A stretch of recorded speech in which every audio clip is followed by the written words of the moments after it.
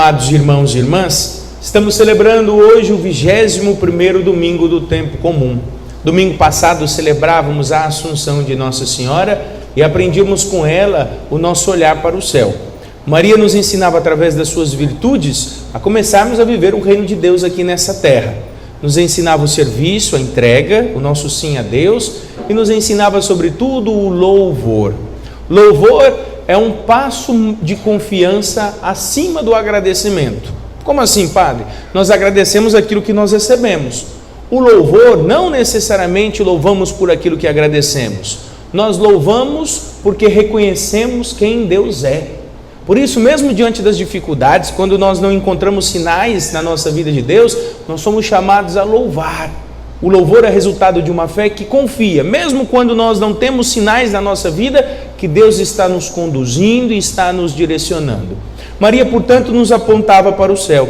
E o tema da missa de hoje é justamente o processo que nos leva para o céu, a salvação. Já na primeira leitura do profeta Isaías, nós vemos o Senhor nos mostrando a universalidade da salvação. Ele nos deixa muito claro quando ele manda os mensageiros a várias cidades. Escutamos na primeira leitura umas cidades, povos de Tarsis, Fut, Lud, Mozoque, Ros, Tubal, Javã. Isso mostra a universalidade. Deus enviou os seus mensageiros a todos os lugares, porque todos nós somos convidados a participar dessa dinâmica da salvação. O convite é para todos nós. Muito embora isso hoje seja um conceito pacífico entre nós, nem sempre foi assim.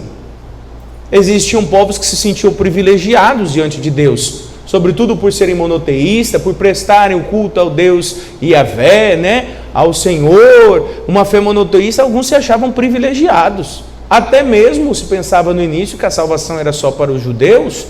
Deus nos mostra que a salvação é para todos. Ele não faz predileção de povos. A mensagem da salvação está pronta para ser anunciada a todos. Então todos nós somos convidados a participar desta graça, a participar da graça de Deus para a nossa salvação. Porém, nós precisamos corresponder com esse processo.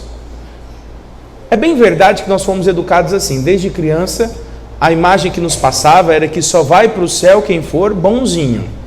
Quem não for tão bom, está perdido, Vai visitar o cão, vai morar lá embaixo no inferno com ele, E a imagem que a gente tem do juízo final é que a gente vai subir numa balança, reze para o seu saldo dar positivo. Que se não for positivo, tu está lascado. Aí você vai entender que Deus te deu a graça de morar em Palmas para se habituar com o calor. E lá embaixo vai ser uns 2 graus a mais do que em Palmas, Aqui nós já estamos vendo uns 40 graus. No inferno deve ser uns 42, uma coisa assim, Brincadeiras à parte, veja, nós precisamos entender que o processo de salvação não é uma consequência necessariamente das nossas atitudes. Pensando assim, dá a impressão que cada um se salva sozinho. Um critério, um conceito que precisa ficar claro para nós cristãos é que a salvação é graça de Deus. Padre, então eu não preciso mais me comportar. Se é Deus que me dá, não depende de mim, então eu estou tranquilo. Não é bem assim. Deus nos dá a graça e nós correspondemos a essa graça. Porém, a iniciativa de salvação é de Deus. Ele religou a natureza decaída pelo pecado através do seu Filho Jesus Cristo. Foi assim que a salvação chegou até nós. É graça de Deus. Você pode ser o melhor filho, o melhor amigo, você pode ser tudo bom. Mas se você não for batizado, se você não procurar a graça de Deus, sozinho você não se salva. Agora sim, se a graça vem dada por Deus, eu preciso acolher esta graça e deixar que ela produza os efeitos de Deus em mim. E aí sim vêm as qualidades, a caridade, a esperança, as virtudes teologais, as virtudes cardeais, que de certa maneira são efeitos da graça de Deus na minha vida. Mas quem me salva é o Senhor. E aí eu sou chamado a corresponder a essa graça. Temos que tomar cuidado, meus irmãos, senão nós construímos um conceito que a salvação meramente depende dos nossos comportamentos. E não é assim. Depende daquilo que eu permito a graça de Deus realizar em mim. Por isso hoje no Evangelho fizeram essa pergunta para Jesus: Senhor, é verdade que são poucos os que se salvam? E Jesus já logo corta, escuta, esforçai-vos para entrar pela porta estreita. Por que a gente fica tão preocupado com quantidade, não é verdade? Deus não trabalha com quantidade, Deus trabalha com qualidade. Qualidade. Às vezes na igreja a gente se decepciona com alguém, deixa de frequentar a igreja. Deixa de frequentar as missas. Estou decepcionado com o padre, com fulano, com o cicrano. Escuta, quem é que fez o teu irmão modelo para você seguir? Nosso modelo é Jesus Cristo. Eu não vou mais lá, padre. Por quê? Porque lá ninguém presta. Que bom, está no lugar certo. Se não estivesse na igreja ia prestar menos ainda. Não é verdade? Às vezes a gente deixa que o outro seja o critério da nossa entrega, da nossa vida. Não! Deus é o nosso critério. Ele é o nosso modelo. Nós não podemos basear por baixo a nossa vida pelo comportamento dos outros.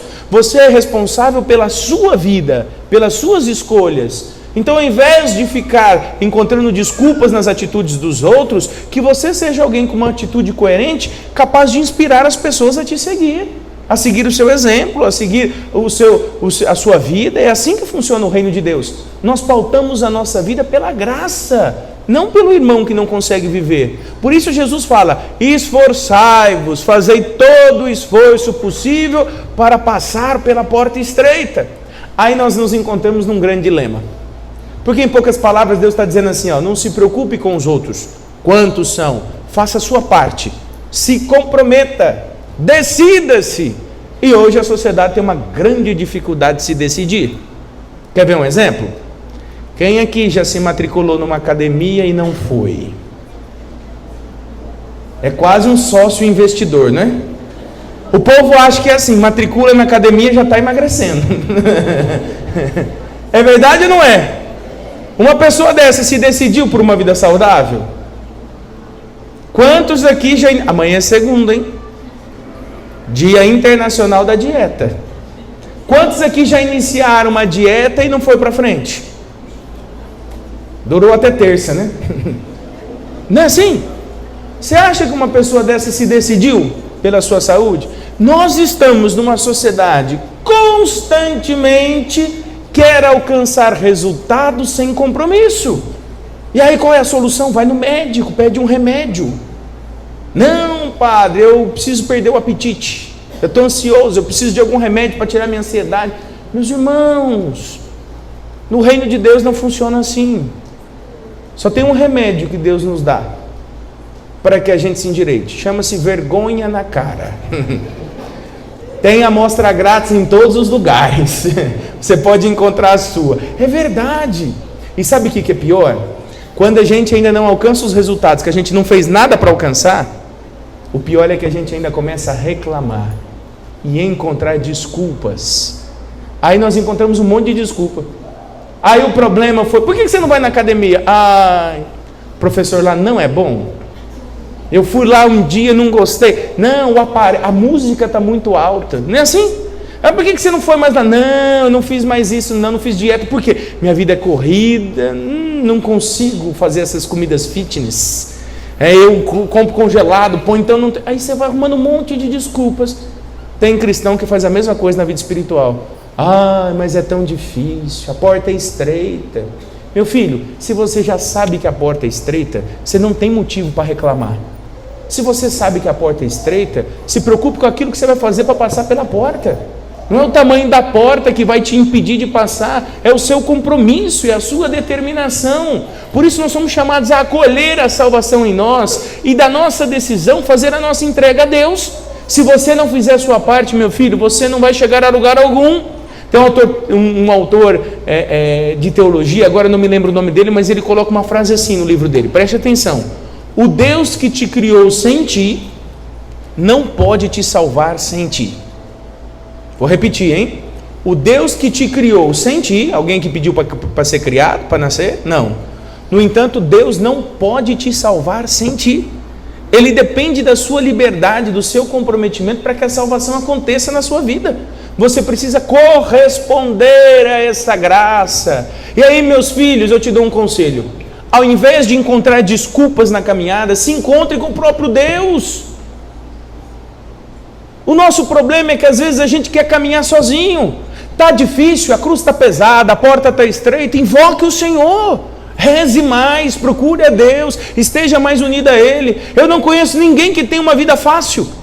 Cada um tem o seu peso, cada um tem a sua dor nas suas devidas proporções, mas todos nós temos as nossas dificuldades.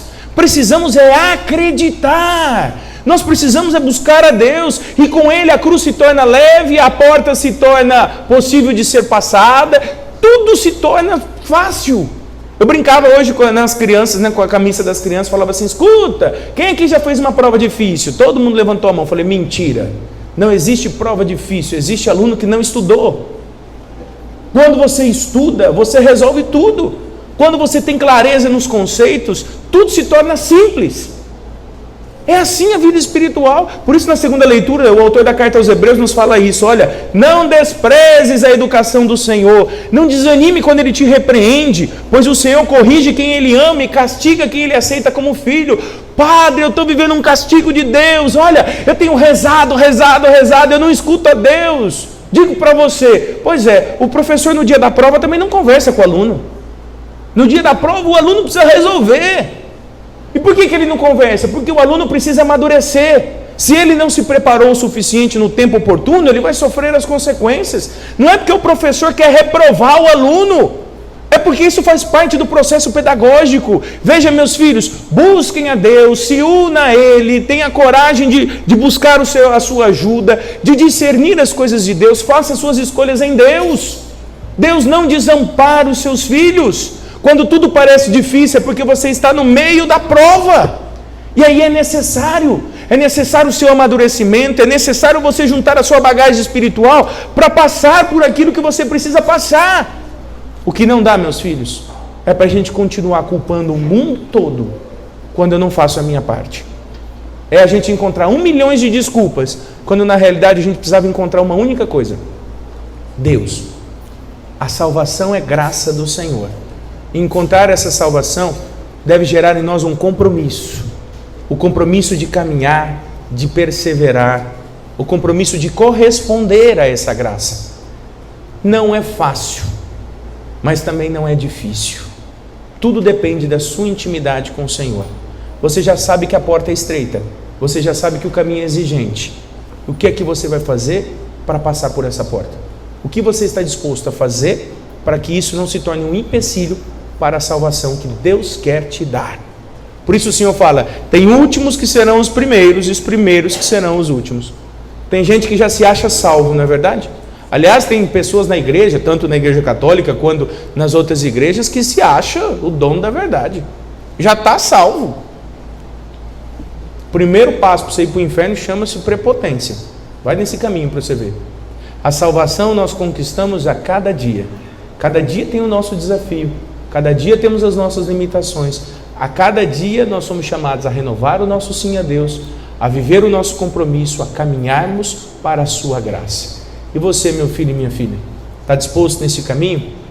Deus que te criou sem ti, Ele não pode te salvar sem ti. Não são as suas atitudes, o seu comportamento de bonzinho ou mauzinho que vai te garantir a salvação. É o quanto você vai permitir que a graça de Deus te faça bom, o quanto você vai permitir que essa graça cresça em você, até caminharmos à plenitude no reino dos céus. Se fechar os nossos olhos, diante disso que o Senhor nos propõe nessa liturgia, qual é a sua resposta? Hoje Deus te trouxe aqui justamente, meu filho, para que você seja capaz de corresponder a essa graça. A graça de Deus hoje bate a sua porta e fala: me dê espaço. Talvez até hoje você reclamou, talvez até hoje você encontrou desculpas. Hoje é o dia de você viver de modo diferente. Basta de reclamar das provas, basta de reclamar das dificuldades.